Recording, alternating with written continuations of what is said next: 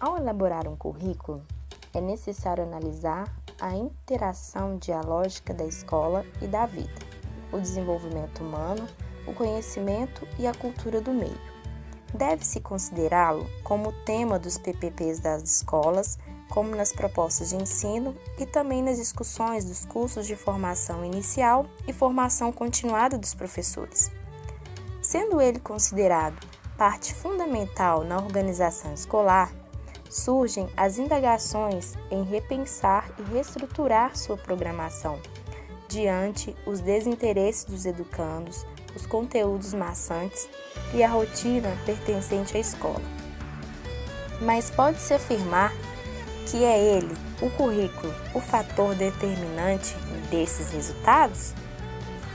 A maioria dos professores avaliam o grau de conhecimento dos alunos a partir do conhecimento dos mesmos, perante a estrutura curricular. Porém, existem também aqueles grupos de docentes que adotam pedagogias mais participativas, reconhecendo os educandos como sujeitos da ação educativa. Diante disso, surgem indagações e novas concepções de rever a prática escolar, bem como o currículo, os tempos e seu ordenamento. São os próprios educandos que obrigam a rever os currículos. A organização curricular é determinada através das imposições que as exigências do mercado de trabalho impõem. O ensinar e o aprender ainda são diretamente relacionados ao capital, ou seja, a visão mercantilizada dos educandos. Sendo o currículo estruturado a partir das habilidades e competências do segmento conteudista, separados em séries e com disciplinas isoladas, este traz como consequência professores como produtos que preparam e treinam os educandos para a mão de obra e não para a cidadania. É necessário que seja desmistificado que a elaboração do currículo atenda somente à formação de mão de obra para atuar no mercado de trabalho. Embora que diretamente haja uma pressão externa do mercado para que o currículo atenda às novas exigências que se impõem para os jovens que no mercado ingressarão. É importante reconhecer que temos a necessidade de formar um cidadão que irá atuar no mercado de trabalho, pois o direito ao trabalho é inerente à condição humana. Porém, é necessário que este educando tenha uma formação ética e um desenvolvimento humano, partindo do ponto que o que for aprendido nas escolas seja algo que tenha um significado para o mesmo e que lhe permita a conhecer a si mesmo e os seus direitos. O currículo é construído para poucos e, com isso, tem um caráter excludente e, sendo assim, não há critério ético para desenvolver. Assim, ele produz desigualdades e não resiste aos avanços da ciência e dos valores. Para desconstruir essa crença, é necessário que o currículo leve em conta o direito da educação, que é um direito para todos, assim como o direito ao conhecimento e à cultura. A reestruturação dos currículos deve ter por visão central os educandos, onde estes são vistos como aprendizes, como crianças e adolescentes, jovens ou adultos em processos de aprendizagem, igualmente capazes de aprender. Ver os educandos como aprendizes nos leva a ver-nos como profissionais dos processos de aprendizagem, da apreensão de significados. A questão principal não deixa de ser o que ensinar, como organizar os conhecimentos, porém, tendo como parâmetro os processos de aprendizagem dos educandos em cada tempo humano, tempo mental e cultural. Neste ponto de vista, somos obrigados a repensar e superar as tradições lógicas centradas em uma suposta ordem precedente, hierarquizada e segmentada dos conhecimentos, e somos obrigados a perguntar-nos pela lógica em que toda mente humana aprende. Guiados pelo imperativo ético do respeito aos educandos como sujeitos iguais de direitos, seremos levados a construir novas formas de ordenamento dos conteúdos que garantam não apenas o direito igual de todos ao conhecimento, à cultura, aos valores, à memória e à identidade na diversidade, mas que garantam a igualdade de todo conhecimento, cultura, valores, memórias e identidades, sem hierarquização, segmentações ou silenciamentos.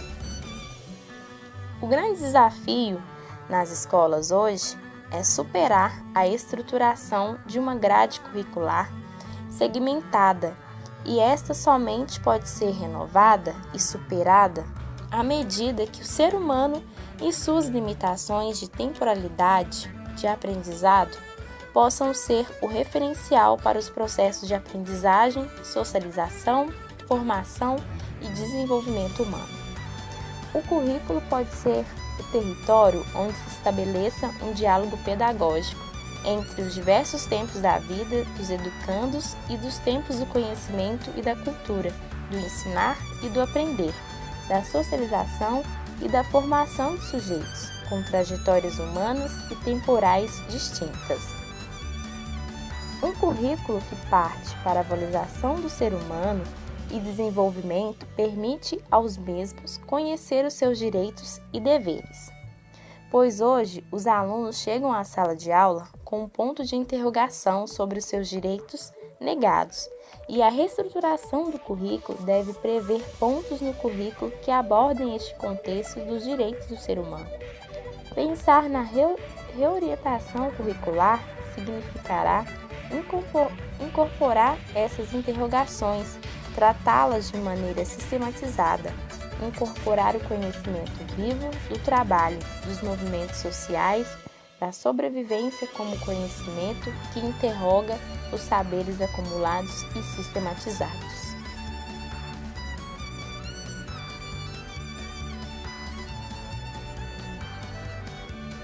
Professor, por qual razão o currículo é um território em disputa? E que disputa é essa?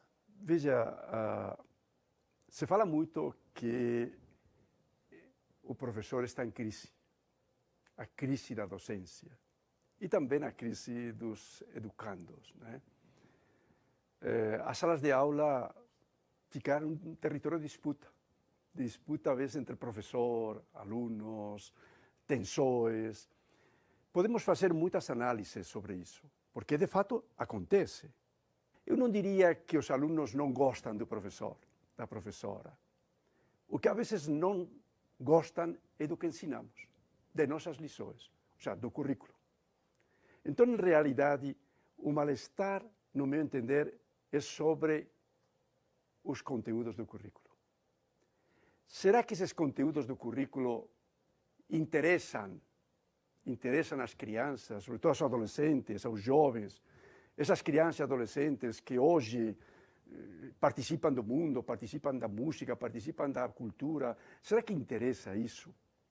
Inclusive para esses adolescentes e jovens que não veem perspectivas de futuro, que não encontram trabalho, que moram nas periferias, nas favelas, interessa o que nós ensinamos? Eu acho que essa é uma pergunta muito séria. Eu tenho falado que quando vamos ao supermercado e vamos buscar uma lata de sardinha, olhamos se está vencida, não é assim? Se passou de data. Se passou de data, não compramos. Eu acho que nós esquecemos, professoras e professores, que também o conhecimento curricular passa de data, fica vencido. E esses jovens e adolescentes que chegam à escola, parece que percebem que passou de data. A disputa, então, professor, seria entre esses conhecimentos Exatamente. abordados em sala de aula? Exatamente. A disputa é por que esses conhecimentos não entram nos currículos. Por que não? Por que não há tempo para eles? Por que isso tem que ser coisa de um professor, de uma professora que gosta, porque é feminista, porque é negra, porque gosta dos jovens? Por que isso não entra? Quem define a grade curricular da educação básica? É o MEC? O Ministério da Educação? Não é o MEC, é o Conselho Nacional de Educação. Hoje em dia, o Conselho Nacional de Educação está mais atento a tudo isso. Mais atento a tudo isso. Mas ainda a rigidez é muito grande. Quando falamos em grades curriculares, Sempre que falamos em grades, veja, o que estamos querendo dizer? As grades do Carandiru, as grades aqui da prisão, o que queremos dizer? As grades são para quê?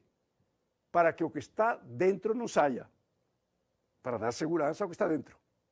Mas também para o que está fora que não entre serrote, não entre celular, não é verdade? O currículo, com suas grades, é a mesma coisa. Ele faz questão de que o que está dentro, consagrado como conhecimento, ainda que esteja ultrapassado, continue, que não saia. Mas há outra função, que o conhecimento vivo, que chega com os próprios educandos, com os educadores, das questões da sociedade, que não penetre nas grades curriculares.